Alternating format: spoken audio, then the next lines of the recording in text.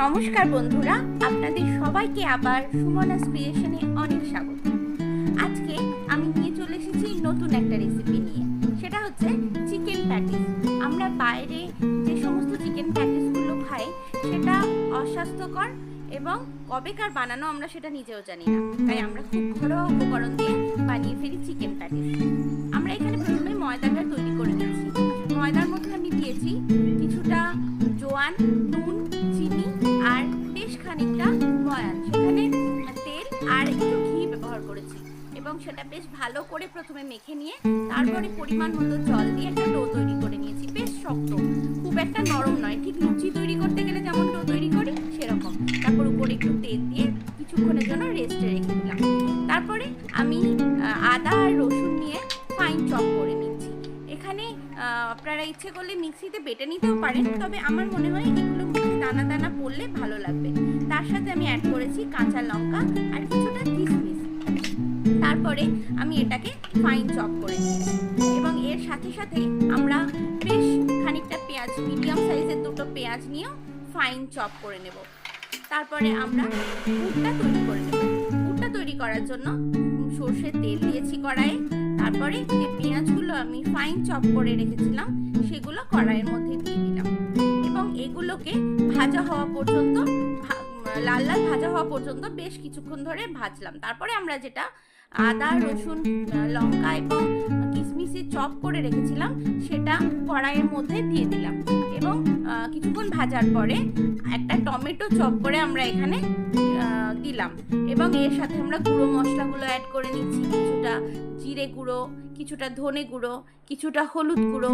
এগুলো দেওয়ার পরে আমরা কিছুটা এর সাথে জল অ্যাড করব, যাতে এই শুকনো মশলাগুলো কোনোভাবেই পুড়ে না যায়। এবং তারপরে আমি কিছুটা লাল লঙ্কার গুঁড়ো অ্যাড করেছি। আপনারা যে যতটা ঝাল খাবেন সেই অনুযায়ী আপনারা ঝালটাকে অ্যাডজাস্ট করে নেবেন। তারপর এগুলো দেখুন ভাজা ভাজা হয়ে গেছে, তেল ছেড়ে এসেছে। এরপর আমরা ছোট্ট ছোট্ট টুকরো চিকেনের ব্রেস্ট পিসগুলোকে ছোট্ট ছোট্ট টুকরো করে নিয়েছি এবং এর সাথে দিয়ে দিয়েছি। এই এতটাই ছোট ছিল যে চিকেনটা বেশ তাড়াতাড়ি কুক হয়ে যাবে। আমরা বেশ কিছুক্ষণ চিকেনটাকে কুক করে নেব এবং এই পর্যায়ে আমি নুনটা দেব এবং নুনটা প্রয়োজন মতোই দেব, কিন্তু আমি যতটা চিকেন ইউজ করছি তার থেকে একটু বেশি নুন দেব। এর কারণটা আমরা এরপরেই দেখতে পাবেন। তো এই পর্যায়ে আমরা কিছুটা দিলাম কেচাপ, টমেটো কেচাপ, এবং টমেটো কেচাপটা দিলে এর স্বাদটাকে বেশ অনেক গুণ বাড়িয়ে দেয়।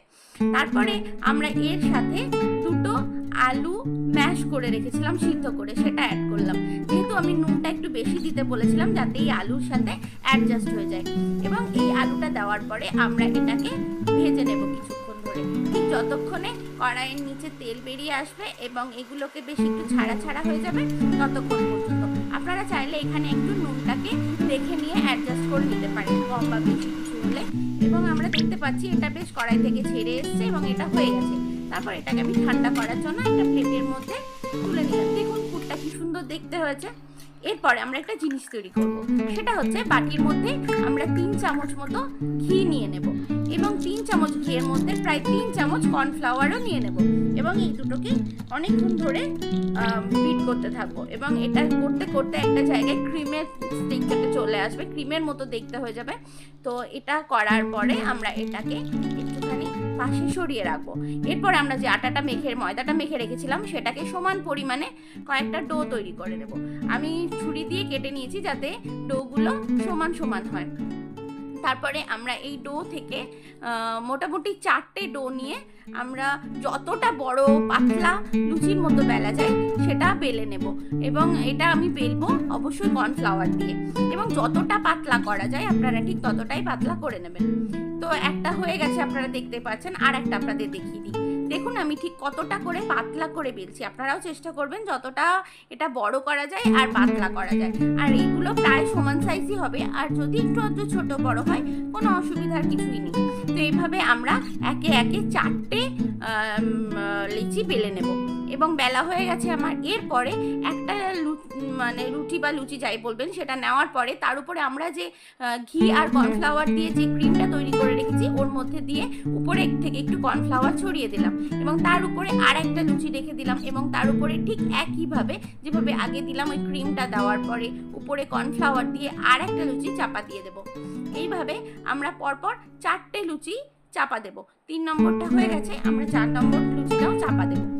দেওয়ার পরে আমরা আবার ওই একইভাবে কর্নফ্লাওয়ার একটু উপরে ছড়িয়ে দিয়ে ফোর্থটাকে উপরে ঢাকা দিয়ে দিলাম এবং এগুলোকে একটু বেশ প্রেস করে নিলাম। প্রেস করার পরে যদি কোনো একটা ছোট বড় হয় কোনো প্রবলেম নেই।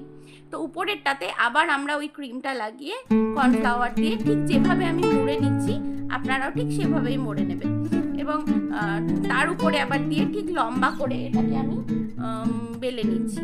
তো দেখুন এটা হয়ে গেছে। তারপর এটাকে আমি হাত দিয়ে চেপে চেপে একটু বড় করে নিচ্ছি ও একটু পাতলা করে নিচ্ছি। এরপর একটা ছুরির সাহায্যে দুটো সাইডে একটু কেটে নিয়ে চৌকো চৌকো করে কয়েকটা প্রায় সমান সমান ভাগ আমরা করে নেব।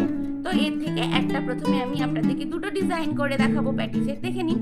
তো এটাকে আমরা প্রথমে চৌকো যেহেতু করেছি চৌকোভাবেই বেলবো, একটু বেশ পাতলা করে বেলে নেওয়ার পরে মধ্যে আমরা যে পুরটাকে বানিয়ে রেখেছি ওই পুরটাকে দিয়ে দেব। এবার হাতে একটু জল নিয়ে সাইডগুলোতে একটু জল নেব যাতে এটা সিল হয়ে যায়। দেখে নিন দুটো কোনা পরপর দিয়ে তারপর এক একটা কোনা করে এইভাবে আমরা মুড়ে ফেলবো। আর মুড়ে ফেললেই আমাদের তৈরি হয়ে যাবে একটা প্যাটিস। এই দেখুন আর এক রকম করেও আমি বানিয়েছি, সেটাও আমি আপনাকে দেখিয়ে দিচ্ছি। ওই একইভাবে ওরকমভাবে বেলে নেব পাতলা করে, মধ্যে একটু পুর দেব এবং সাইডে জল লাগিয়ে দেব সিল করার জন্য এবং এটাকে কোনাকুনি আমরা প্রেস করে নেব যাতে ওটা সিল হয়ে যায়। ব্যাস তৈরি হয়ে গেল আমাদের প্যাটিস। এবার বেশ খানিকটা রিফাইন অয়েল একটা কড়াইয়ের মধ্যে নিয়ে একদম হালকা আঁচে, যখন তেলটা খুব একটা গরম হবে না তার মধ্যে আমাদেরকে এগুলোকে বেশ খানিকক্ষণ সময় নিয়ে একদম লো আঁচে ভাজতে হবে। প্রায় 7-8 মিনিট করে সময় লাগবে প্রত্যেকটা। এক সাইডটা কিছুক্ষণ হওয়ার পরে আমরা এটাকে উল্টে দেবো। দেখুন এক সাইডটা প্রায় হয়ে এসছে, আমার লেয়ারগুলো কি সুন্দর ছেড়ে ছেড়ে এসছে, বেশ বোঝা যাচ্ছে লেয়ারগুলো এবং এটা বেশ ফুলে উঠেছে, আপনারা সাইজটা দেখলেই বুঝতে পারবেন। এরপরে আমরা হালকা করে এটাকে হালকা হাতে উল্টে দেব এবং অপোজিট সাইডটাকেও বেশ কিছুক্ষণ হওয়ার জন্য দেব। এই দেখুন বেশ আমার প্যাটিসগুলো লাল লাল হয়ে গেছে এবং আমি আর একটু নেড়ে চেড়ে উল্টে পাল্টে এটাকে ভেজে নেব। দেখতেই পাচ্ছেন কি সুন্দর হয়ে আমার প্রত্যেকটা লেয়ারগুলো ছেড়ে এসছে এবং বোঝা যাচ্ছে আর প্রত্যেকটা কত ফুলে গেছে, তাই না? এবার আমাদের এটা ভাজা complete. Thank you for watching. অবশ্যই ট্রাই করবেন এবং জানাবেন কেমন হয়েছে। Thank you.